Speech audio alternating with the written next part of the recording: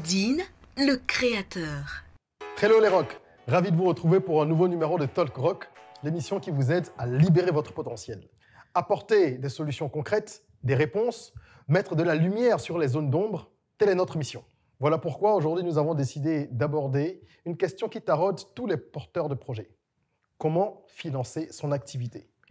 Que l'on soit en phase de démarrage, d'amorçage, de croissance ou autre, nous avons tous besoin de capitaux pour développer nos projets. C'est une évidence. Mais où trouver les fonds nécessaires? Quelles sont les conditions à remplir pour se lancer dans une levée de fonds? Quels sont les critères que scrute un investisseur? Existe-t-il des méthodes alternatives pour trouver des fonds, se lancer ou développer son activité? Voilà entre autres les questions auxquelles nous allons tenter de répondre ce jour en compagnie de notre invitée, Madame Fifa Mavoudounou, bonjour. Bonjour Régis. Vous êtes manager de Tini Consult. Oui, qui est un bureau d'études de planification stratégique et de mise à niveau des connaissances en Afrique. Merci d'avoir accepté notre invitation. C'est mon plaisir. Alors, on va entrer de plein pied dans le sujet. Qu'est-ce qui manque aux startups? Pourquoi ont-elles autant de difficultés à lever des fonds dans notre environnement? Merci Régis. C'est une problématique super importante parce qu'on a tous connu ce moment de démarrage où on a eu un problème de trésorerie et le premier réflexe a été d'aller voir sa banque pour demander un prêt et la banque nous a dit oui mais vous n'êtes pas encore suffisamment développé, on a besoin de garanties, etc.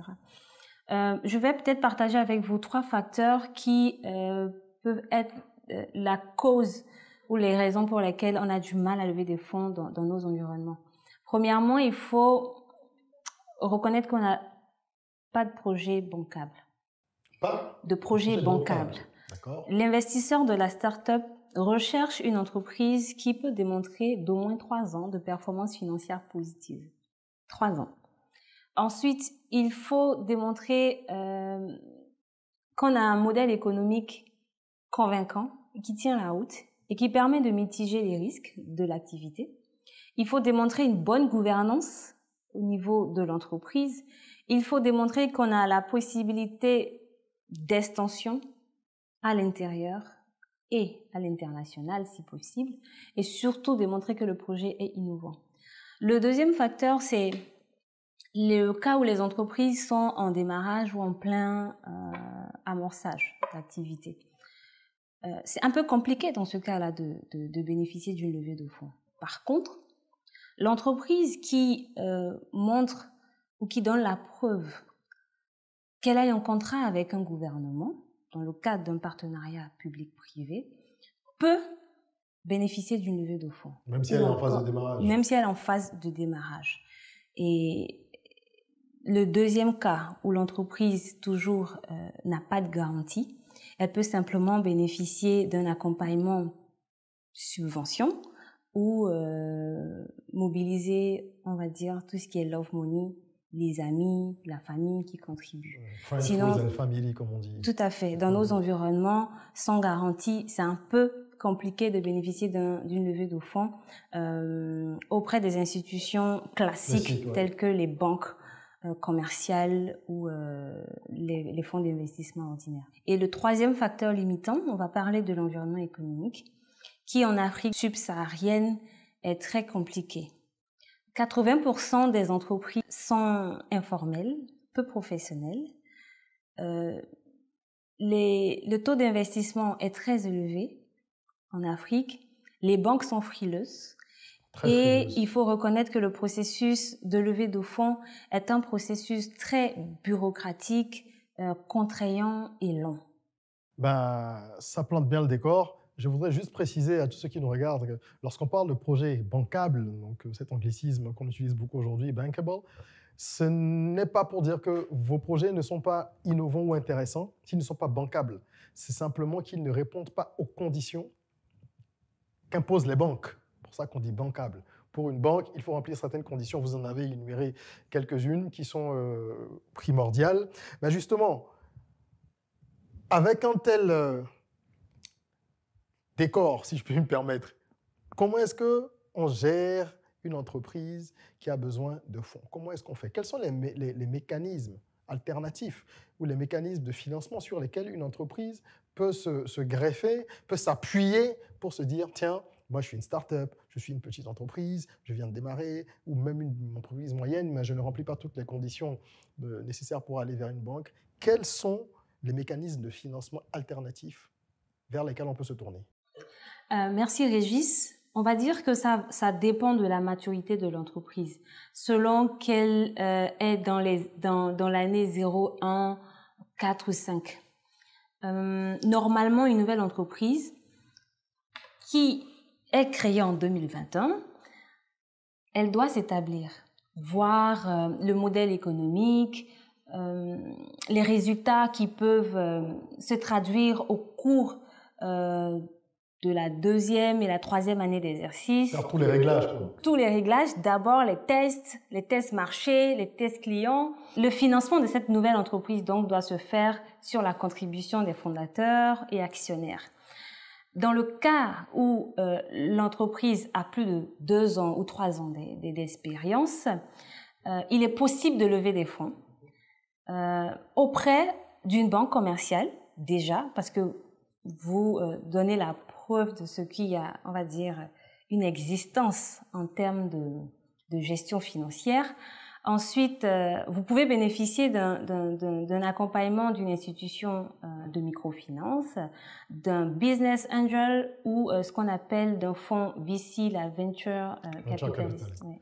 Très bien. Mais si je comprends, si je résume, on a 2 phases. On va voir la première phase qui s'étend jusqu'à 3 ans, pendant laquelle il faut faire les tests. Il faut grouiller, comme on dit. Il faut grouiller soi-même, il faut se débrouiller, il faut faire des réglages, parce que généralement, l'idée de départ n'est pas forcément celle que l'on maintient à 100% par la suite. On est obligé de réajuster un peu les choses en fonction de ce que le marché demande, en fonction de ce que les clients veulent. Et on peut se retrouver avec une idée, un projet qui se transforme et qui s'éloigne même de l'idée de départ. Il faut avoir suffisamment d'humilité et de recul pour savoir que ce qu'on veut faire, c'est apporter des solutions et gagner de l'argent. Donc, il faut écouter le marché. Voilà. Et ne pas être émotionnellement attaché à ce qu'on met en place en se disant qu'on a la super idée qui va changer le monde et qu'on ne veut pas la modifier. Donc ça, c'est la première phase, si je comprends bien, jusqu'à 3 ans. On se débrouille, on fait comme on peut pour grandir et assurer la pérennité de l'activité. Tout à fait. Et après 3 ans, on peut commencer à regarder du côté peut-être des banques, si on commence à être bankable, comme on disait, ou des VC. Justement, en parlant de ça, on entend de plus en plus parler des fonds d'investissement. Et nombre d'entre eux s'installent d'ailleurs dans nos capitales africaines, mais beaucoup se plaignent de ce que ces fonds-là ont un engouement qui est véritable et palpable pour les pays anglophones d'Afrique, et beaucoup moins, les fonds ont un appétit beaucoup plus modeste en Afrique francophone. À quoi cela est dû? Régis, la réflexion, elle n'a pas besoin d'être profonde, parce que c'est juste une question de langue. C'est juste une question de langue. Donc, ça n'a rien à voir avec l'attractivité des marchés. Pas du tout. C'est juste question de langue. En termes de communication, l'information, le dialogue est beaucoup plus fluide lorsque nous parlons le même langage.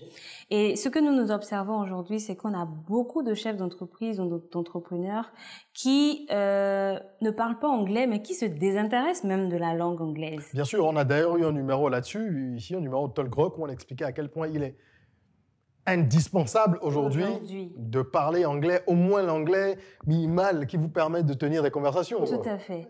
Donc vraiment, sans tenir rigueur à ces investisseurs-là qui ne s'intéressent pas au marché francophone et sans revenir sur la question de est-ce que le projet est bancable, est-ce que le business est innovant, c'est vraiment lié à notre capacité aujourd'hui, nous, en tant que chefs d'entreprise, à interagir avec les personnes qui sont censées comprendre mon business. Tout simplement.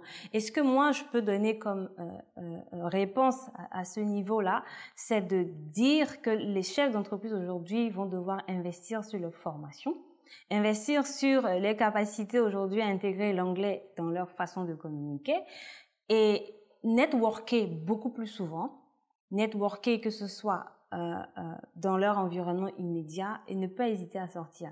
Parce que je discutais justement avec mon partenaire Thierry Vaudounou, qui est le manager de Saringa Group, spécialisé dans tout ce qui est investissement du secteur privé, et qui disait, il va falloir à un moment donné que vous sortez, voyagez, allez voir, n'ayez pas peur en fait de la barrière de la langue, parce que c'est seulement ailleurs qu'il y a des personnes qui sont prêtes prête à vous accompagner. Et c'est dans un networking, c'est dans un rendez-vous, c'est vraiment au pied du bus, c'est dans un aéroport qu'on finit par rencontrer quelqu'un qui est prêt à investir pour la pérennité de notre entreprise. Exactement. Si vous ne dites pas aux gens que vous avez découvert un remède contre le cancer, vous allez mourir avec votre invention. Tout simplement. Il faut faire connaître, faire savoir ce que l'on sait faire. Tout à fait. Absolument.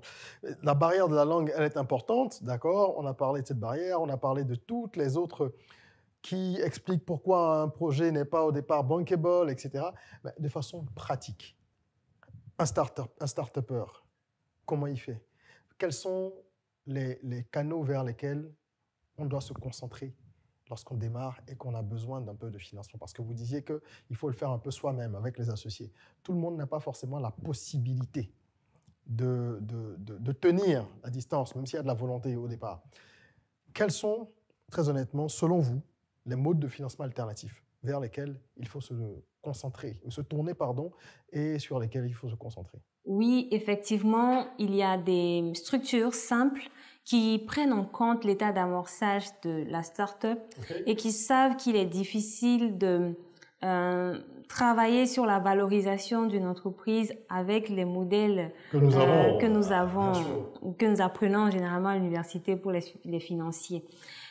Pour ces investisseurs-là qui maîtrisent des marchés comme le nôtre, ils savent comment valoriser la start-up dont l'activité est unique dans son pays ou sur son continent.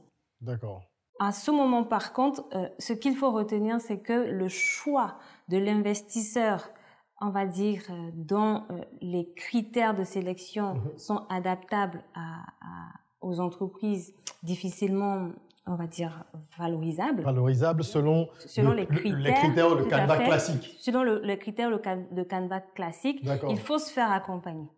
Il faut se faire accompagner par des cabinets spécialisés dans les investissements du secteur privé. Ok, donc vous ne pouvez pas y aller tout seul, quoi. Tu ne peux pas y aller tout seul parce que c'est un réseau. C'est un lobby qui se dit pas, mais c'est de la connexion généralement. Et chaque entreprise spécialisée dans les fonds de garantie ont des pipelines d'investisseurs qui correspondent à des critères bien précis. Donc déjà, ils sont là pour vous faciliter la le travail. sélection. D'accord, savoir vers quel fonds est-ce qu'il faut aller en fonction parce de la nature de l'activité. Parce que généralement, nous avons tellement d'informations qui passent, une subvention, une levée de fonds. Et la start-up mobilise son équipe, travaille sur le business plan, travaille vraiment à remplir les canevas pour le pitch deck qui nous a été envoyé, mais pour, on va dire, un canevas qui ne convient pas forcément au type d'investisseur qui soumissionne. Parce que vous ne connaissez pas votre interlocuteur. Tout à fait. Vous ne connaissez pas ces critères, vous ne connaissez pas, on va dire, ces facteurs clés de mesure et d'analyse. Donc, c'est pour ça que le cabinet Saranga, justement, avec lequel nous travaillons, est habilité à vous dire, par rapport à votre activité commerciale, quel est le type d'investisseur qu'il faut aller et dans quel pays il faut aller chercher ces investisseurs-là, parce que le type d'activité correspond aujourd'hui à leurs critères de financement et d'accompagnement. Très bien. Donc, il est possible d'obtenir des financements, en dépit de tout ce que nous avons dit au début, qui restent justes, mais c'est-à-dire qu'aujourd'hui, il y a des ajustements qui se font progressivement entre certains fonds et les environnements dans lesquels nous évoluons. Tout à fait. Mais c'est difficile d'y accéder si vous n'avez pas l'information. On n'a pas l'information, le bon intermédiaire, le cabinet qui accompagne, qui permet de vous orienter. En fait, le cabinet est une boussole. Si je comprends bien. C'est exact. Alors, l'argent, c'est important. On en a parlé depuis le début, on en parle beaucoup. C'est le nerf de la guerre. Et aucun projet, aussi prometteur soit-il, ne peut véritablement fleurir, si je peux me permettre, sans cash, sans capitaux. Mais l'argent ne fait pas tout. Une fois que vous avez levé des fonds, quels sont les autres facteurs sur lesquels l'entrepreneur et son équipe doivent se concentrer pour justement maximiser le potentiel de ces fonds-là qui sont rentrés et s'assurer de mener la barque vers une destination prometteuse? Là, on va parler maintenant de l'organisation pratique de l'entreprise. Exactement. En interne. Au quotidien. Sur quoi est-ce qu'il faut vraiment se concentrer pour démontrer qu'on a une entreprise qui tient la route? Le premier point qu'il faut pas négliger, et je sais que nous, avec Tini Consult, nous organisons bientôt une formation dans ce sens, c'est la bonne gouvernance ou la gouvernance de l'entreprise qui tient compte de facteurs tels que l'environnement de travail, les relations hiérarchiques, la gestion des ressources humaines, qui est un facteur tellement important, la définition d'une stratégie, d'un plan stratégique, les indicateurs de mesure, quel est le mécanisme de gouvernance que vous mettez en place. Ensuite, il y a un aspect important sur le marketing. Comment vous valorisez votre entreprise? Comment est-ce que vous définissez le chemin qui permet aux prospects ou aux clients d'entendre parler de vous et d'aller vers vous pour acheter votre produit. Passer de prospect à client. À client, de façon claire et formelle. Il y a également un aspect que les petites entreprises peut-être ne tiennent pas en considération, c'est le conseil d'administration qui peut être externalisé, mais qui permet d'une certaine façon à créer un cadre d'échange, d'orientation qui guide tout de suite la start-up sur les bonnes pratiques de gouvernance et de pérennisation d'une entreprise. Nous pouvons également parler en termes d'organisation, de tout ce qui est management de la qualité.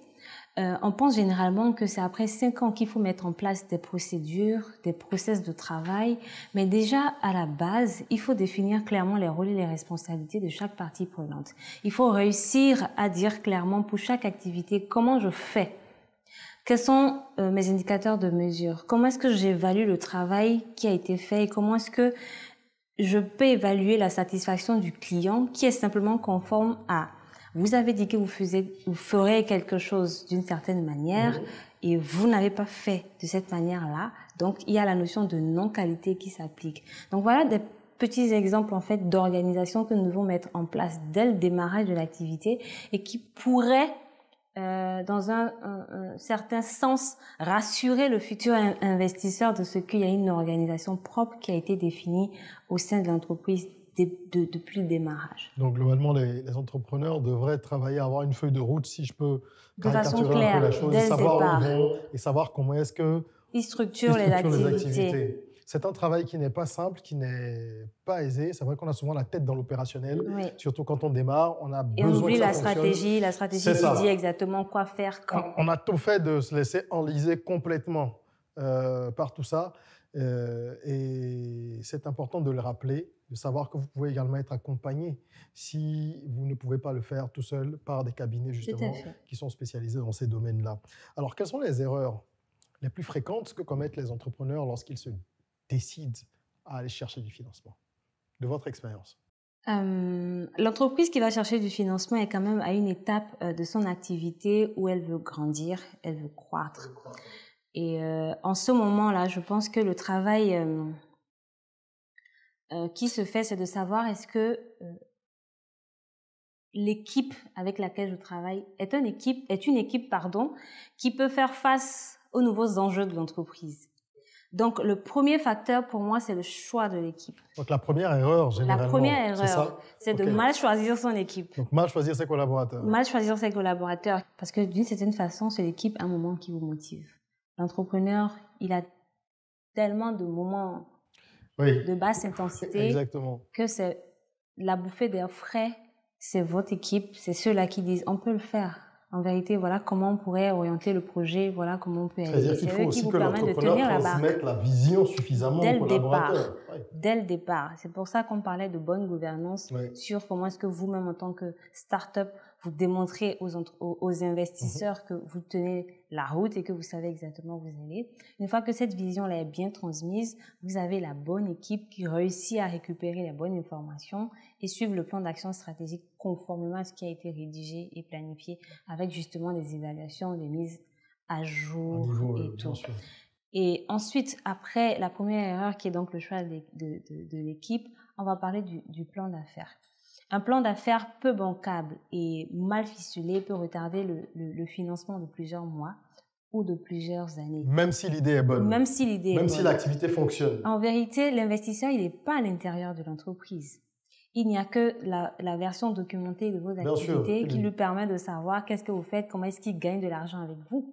Donc, c'est le plan d'affaires qui lui permet de savoir exactement le revenu modèle est basé sur tel aspect de la vente. Comment est-ce que je vais sur le marché? Comment est-ce que je tiens compte de mes concurrents? Mais combien d'argent je perds sur combien d'années et au Avant bout de de combien commencer à d'années je rentabiliser, rentabilise. bien sûr. Et quand je rentabilise à hauteur de combien. Donc oui, le plan d'affaires, on va dire que c'est le nerf de la guerre en fait pour aller sur un marché de la levée de fonds de l'investissement. Et le troisième point, c'est le choix des structures de financement maintenant. Il est important de connaître le type de financement approprié à l'ADN de la start-up. D'accord. C'est-à-dire qu'il existe, comme pour toute chose, plusieurs options lorsqu'on veut Plusieurs trouver du options, financement. plusieurs fonds, plusieurs Et quand sources. quand vous parlez du type de financement et de l'ADN, vous voulez parler des critères, savoir s'il y a un taux de remboursement, un taux d'intérêt. C'est bien ça. Est-ce que D'accord. c'est un financement à taux 0% parce que on parlera de Est-ce que c'est de la subventions. dette? Est-ce que c'est de la dette? l'equity? Tout à fait. Ou il y en a plutôt, ils cherchent à entrer dans le capital de l'entreprise. Bien sûr, bien Donc sûr. à hauteur de combien? Si ça ne vous convient pas, parce que généralement les startups, c'est des petites structures. C'est des petites structures On qui peut se très mettent vite vous, ensemble, voilà. Oui, Donc, très vite vous absorber. on vous absorbe très rapidement et finalement, que ce soit sur la gouvernance, la stratégie, vous n'êtes, c'est pas que vous n'êtes qu'un simple gérant. Mais vous devenez un exécutant, quoi. En Ça vérité, peut vite arriver. en vérité. Et donc, vous n'êtes vraiment plus dans l'administration de votre projet. Et il faut vraiment savoir exactement si cette source de financement-là vous convient dans le long terme avant de valider l'apport du capital. Encore une raison pour laquelle il serait préférable de se faire accompagner. Et je pense aussi qu'il est important d'avoir l'œil d'un juriste lorsqu'on est dans ce genre de procédure. Nous avons parlé à différentes reprises ici avec différents intervenants de l'importance des aspects juridiques dans la vie d'une entreprise. Et je pense qu'au moment où vous allez chercher à faire entrer un nouvel acteur dans votre business, il faut absolument que tout ce qui est pacte d'associés, tout le reste soit rédigé par des pros pour que vous ne perdiez pas trop au change. Forcément, il faut lâcher du lest lorsqu'on veut s'envoler, donc vous allez faire des compromis, mais il faut essayer d'être le moins perdant possible. Quand on parle de levée de fonds, justement, c'est un processus qui doit être assez particulier, qui a ses spécificités. Vous avez déjà officié dans des pools d'entreprises qui ont accompagné des porteurs de projets dans les levées de fonds, qui se sont soldés par des succès. Récemment encore, on en a entendu parler dans la presse. Alors concrètement, une levée de fonds, ça se passe comment? Ça commence où et ça s'achève où? Alors, le processus de levée de fonds, il faut reconnaître au minimum prend 6 à 12 mois. Quand même. Oui. Ça peut être très stressant pour l'entrepreneur. Ça n'aurait pas être le cas. Mais en Afrique, il faut reconnaître qu'on est à une étape encore très embryonnaire du financement du secteur privé. Alors, les étapes à suivre pour la levée de fonds, il faut démarrer d'abord par un bon business plan. Comme je dis, c'est ce document-là qui parle de ton projet, même en ton absence, il parle de toi. Une fois que le business plan est bien ficelé, il faut identifier le financier. Et ce financier, après avoir pris en compte ou bien pris connaissance du sujet, vous envoie une lettre d'intention. Okay. Où il est d'accord maintenant de regarder. Donc l'investisseur identifié. Ou parmi les investisseurs identifiés, s'il y en a un qui s'intéresse à votre projet, il envoie une lettre d'intention. Et c'est la lettre d'intention qui démarre le processus. C'est cette lettre d'intention qui l'autorise maintenant à diagnostiquer votre entreprise. On l'appelle la due diligence sur vraiment tous les aspects organisationnels, sur le plan de la gouvernance, sur le plan de la gestion des ressources humaines, sur le plan environnemental, l'impact que vous avez sur l'économie et autres. Et une fois qu'on a ce diagnostic-là qui est établi, on obtient l'approbation du conseil d'administration de l'investisseur qui donne donc son accord avant de passer à la phase de décaissement. La phase de décaissement, je vous promets, c'est très rapide. À partir du moment où le conseil d'administration tout le travail a été fait au préalable. En généralement, au bout d'une semaine, le plus dur, c'est d'arriver là. C'est d'arriver à l'approbation du conseil d'administration et c'est de pouvoir déterminer donc en amont le bon financier. Et le bon financier, vous ne le savez pas forcément. C'est pour ça qu'il y a encore des cabinets qui aujourd'hui se spécialisent dans les levées de fonds. Nous sommes à la base un cabinet de planification stratégique. Donc, nous vous aidons dans la rédaction de ce business plan-là et de ce plan d'action stratégique qui permet d'être le guideline de l'entreprise sur les 1, 2 ou 5 ans d'activité. Et nous sommes là pour vous accompagner, pour vous mettre en relation avec on va dire le bon investisseur qui correspond à l'ADN de votre startup et qui pourrait éventuellement vous donner des orientations sur comment développer votre business. Très bien. Je pense que c'est très clair. C'est un processus qui est assez complexe et que vous avez résumé de façon très, très, très claire et très schématique. Donc, je suis sûr que ceux qui nous suivent auront une lecture beaucoup plus simple de ce que peut être une levée de fonds et qu'ils comprendront également que même si l'argent est le nerf de la guerre, il faut travailler d'abord, avoir une bonne structuration, avoir un projet, je ne dirais pas une entreprise saine, parce que toutes les entreprises ont des points faibles, mais une entreprise qui travaille à l'amélioration continue de ses processus et de son modèle économique. C'est extrêmement important. J'aime beaucoup la notion d'amélioration continue. Bien sûr, ça doit être itératif parce qu'il n'y a pas de finalité, il n'y a pas de terme. Une entreprise continue de grandir tous les jours. Quels sont les facteurs décisifs qui influencent le choix d'un investisseur en faveur de tel ou tel projet? Ah oui, alors des facteurs, des critères, il y en a plusieurs. Mais on va quand même retenir quelques-uns qui sont fondamentaux. Premièrement, il faut pouvoir démontrer de la rentabilité du projet. Les évolutions du chiffre d'affaires, la part de marché qu'on compte prendre, et si possible, même faire un diagnostic de l'historique de l'endettement de l'entreprise pour savoir qu'en fonction des compensations, il va en rester et puis on va être gagnant. Ensuite, il faut pouvoir démontrer qu'il existe une certaine stabilité, une harmonie de l'équipe dirigeante.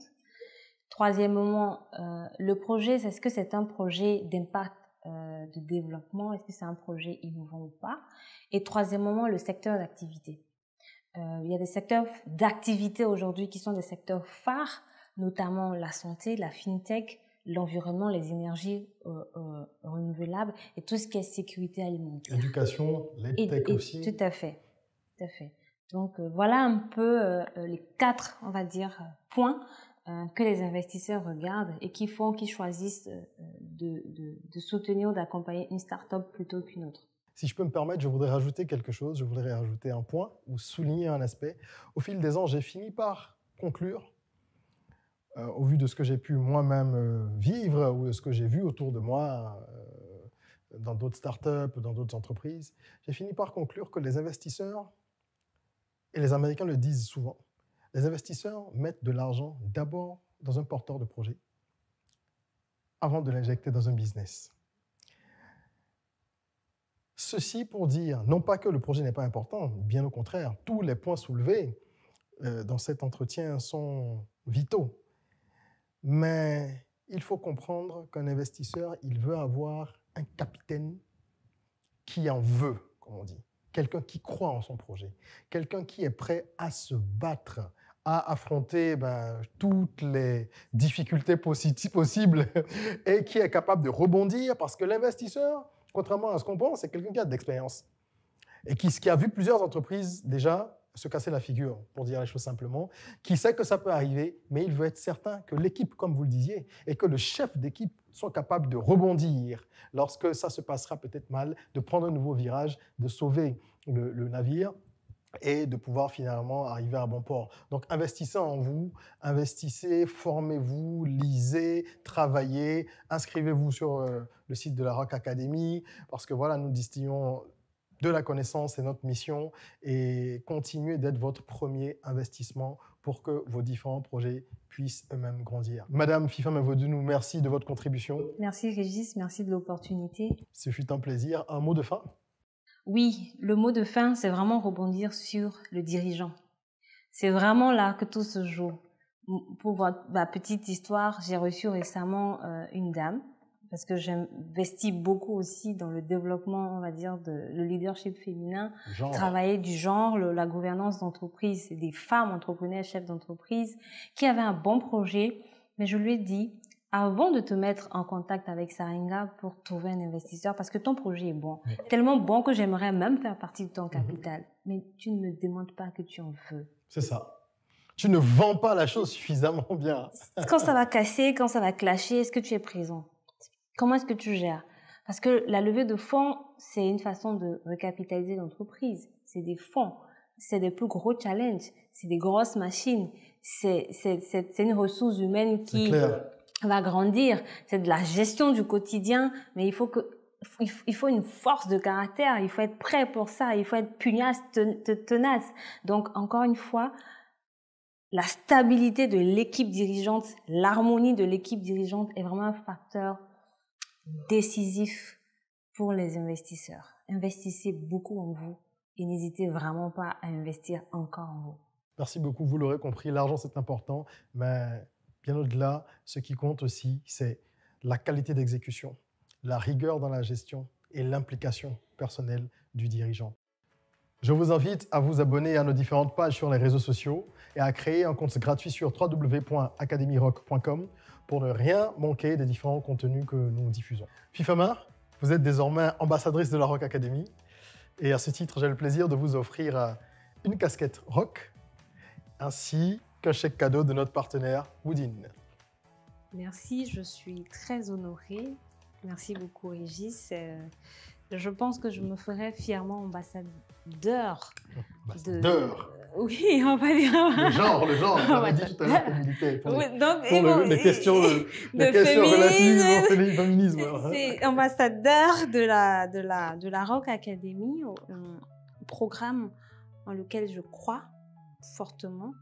Et je pense qu'aujourd'hui, on a besoin quand même de structures qui nous accompagnent dans tout ce qui est mécanisme de renforcement des capacités. Absolument. Mais on a besoin également que ça se fasse par des entrepreneurs comme nous et qui comprennent très bien les réalités de l'entrepreneuriat. Donc, merci beaucoup et vraiment bon courage et on est ensemble. Merci beaucoup. En attendant qu'on se retrouve très prochainement pour un nouveau numéro, prenez soin de vous, de votre corps, mais surtout de votre mental. Rêvons, osons, créons, soyons rock.